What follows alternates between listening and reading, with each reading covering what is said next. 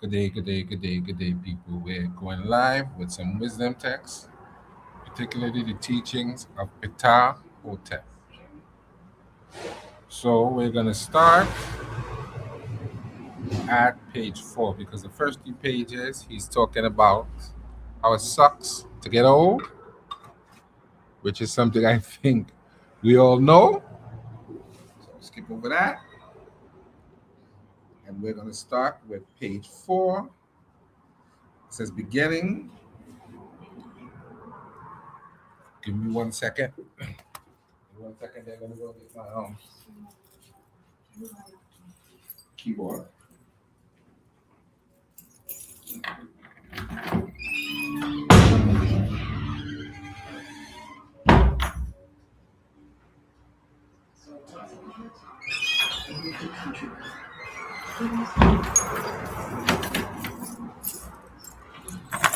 Right.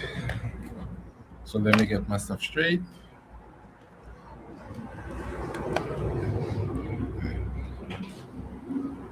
Here we go. See how many people are actually in here. Right. So before I start reading, let me see. Let me play one of my old videos by the time to build up a little interest. Let's see what we got inside here. I'm going to play one of my own videos. So I don't have to.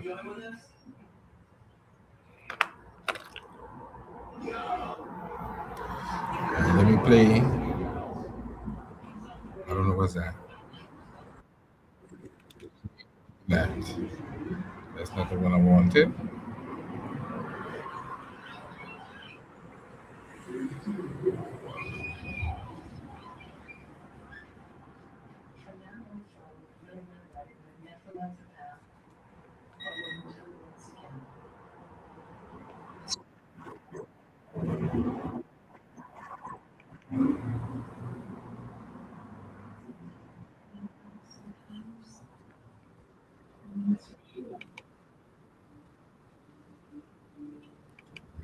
That.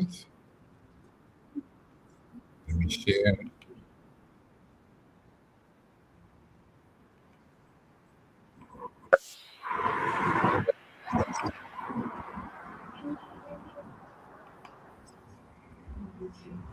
Right.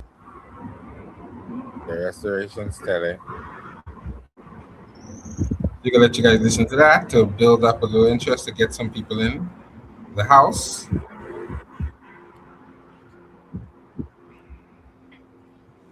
Then we'll go with the text. The Restoration Steady of King Tut.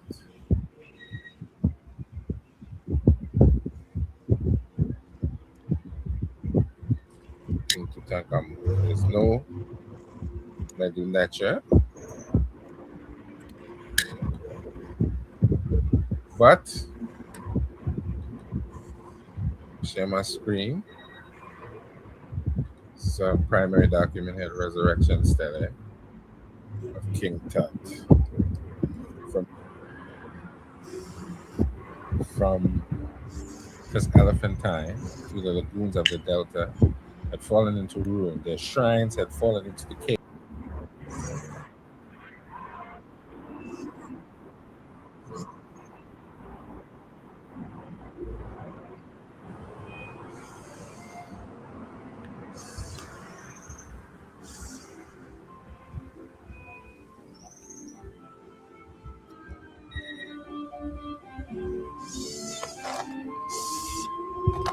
Right. So we're gonna go. Let me see. Is it?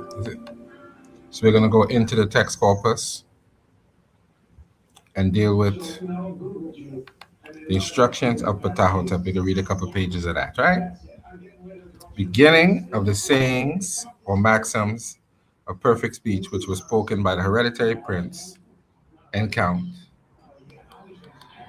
father of the Neter, beloved of the Neter, the eldest son of the king, the mayor and high official, Ptah, as one who instructs the ignorant according to the rules of perfect speech for the benefit of the one who will listen or obey and for the detriment of one who will disregard them, right? So I don't know if you want to go into the Medu Nacha a little bit.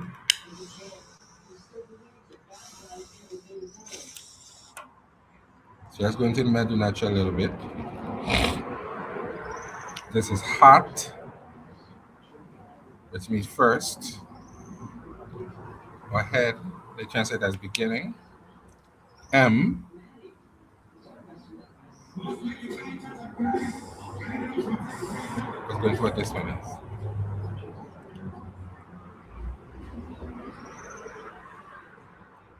Tez, which they say sing, utterance or phrase. Ches, right? Sing, utterance or phrase. Ni,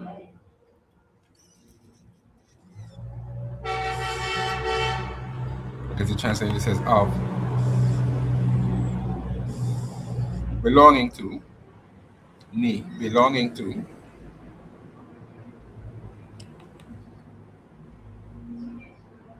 This means speech, medut, speech.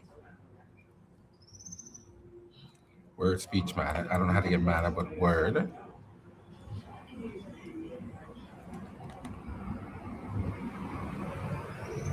Nefert, which is beautiful or perfect.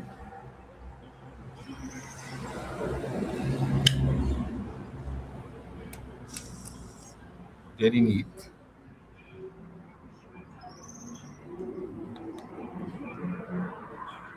Spoken, right? To say, to tell.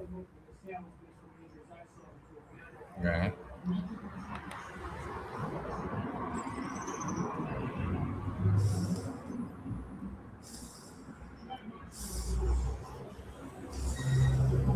Spoken, right? This word is idipat, hereditary,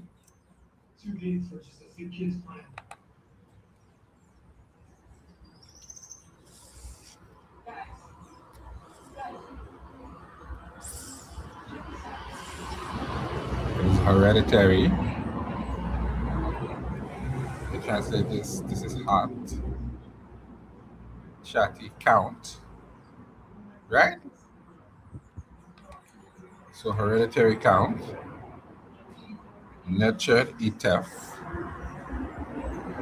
which means father of the nature. Nature Mary, beloved of the nature. Suten Sa, right? Sa Suten was a whole phrase. Sa Suten Ni Katef. So this is all Sa Suten Ni Katef, which is the king's son, the eldest king's son of his flesh, overseer of the city,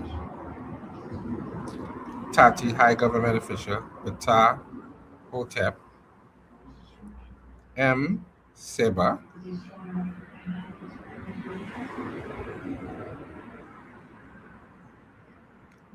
this means, let's see what the word says. Come, right? Which means ignorant. Erdek, to know.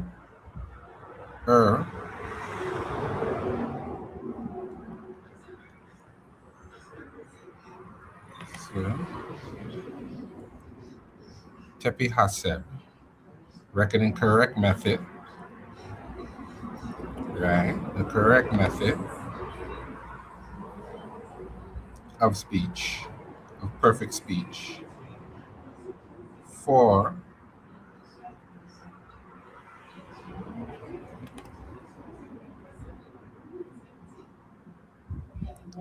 Aket, Right. So they tend that beneficial or glorious. Ni Sejemti, one who will listen for the detriment of one who would. Then he said to his son, don't be ignorant, literally, don't be big about your heart because of your education. Rather, consult with the uneducated as well as with the educated, right? So he said, don't be ignorant because you're educated. Consult with the uneducated as well as with the educated. Because the pinnacle of artistry has been reached, and there's no artist who has completely acquired his artistic skills, literally who is endowed with respect to his skills. Perfect speech is better hidden than greenstone, malachite, emerald.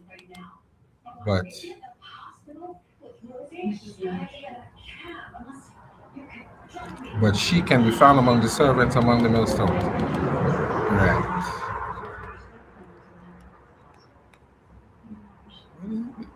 Ah, shit.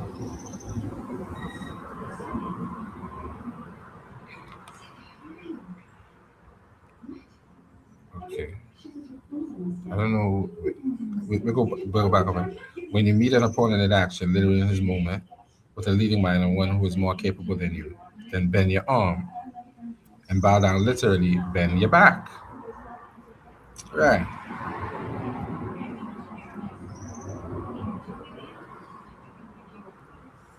We'll go back over the mental nature a little bit later to see that. 'Cause I don't want to do that now because I'm going to bore you. But in the next one, we'll go over the mental nature a little bit.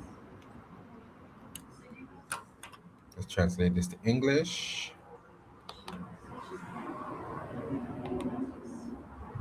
Let's see.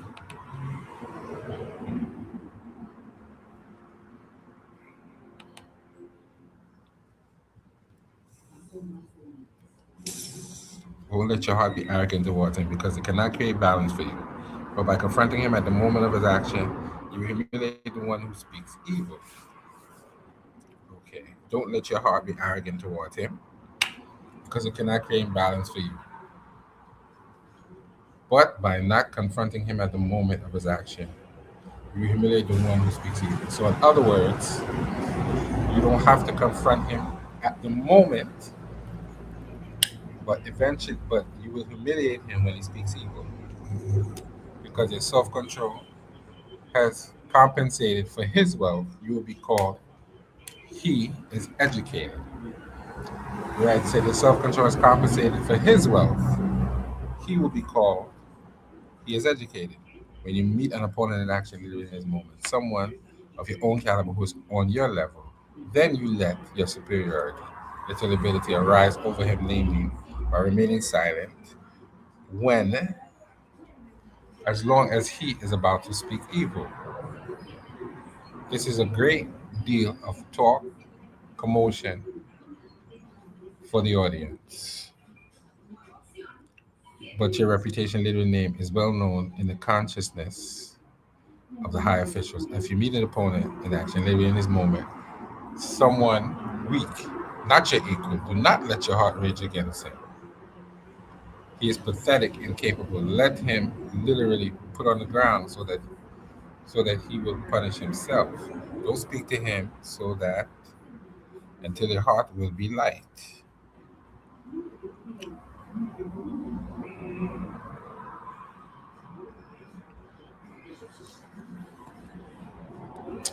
So let's talking about being arrogant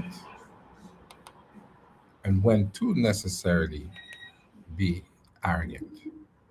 Do not satisfy please, but also the one who stands before you.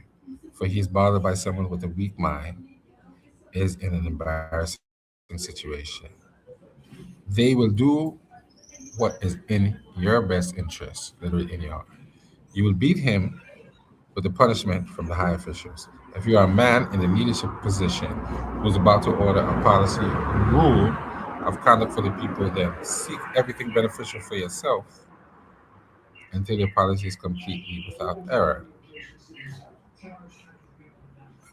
The Ma'at is large and its effect is constant.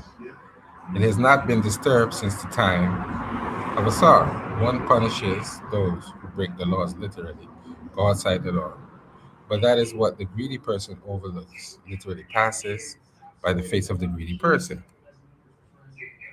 Right.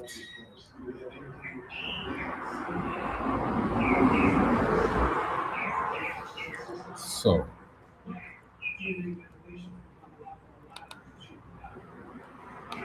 I'm just introducing you to the text. Of course, we'll go back over it and break it down a little more in the next part, just so you understand. But this is just a little introduction to it. Of course, it is injustice that repeatedly seizes wealth by force. But the misconduct has never achieved its goal literally. The malice has not brought its cause ashore in the past. He, i.e., the greedy one, can indeed say, "It is for myself that I shall acquire and literally catch," but he cannot say, "It is because of my official duties that I will acquire and literally catch." When the end comes, then only the Ma'at lasts. And the man will not be able to say, "It is my heritage, literally my father's land." You shall not devise a treacherous plan or a threat, a terror among the people. For in a similar way, the nature punishes, i.e., also with a deception or similar. So man says, "I will or want make a living for it." So, but actually, he is lacking food because of his statement. Last thing I'm going to read it, then we go back over it and break it down a little bit more some other time.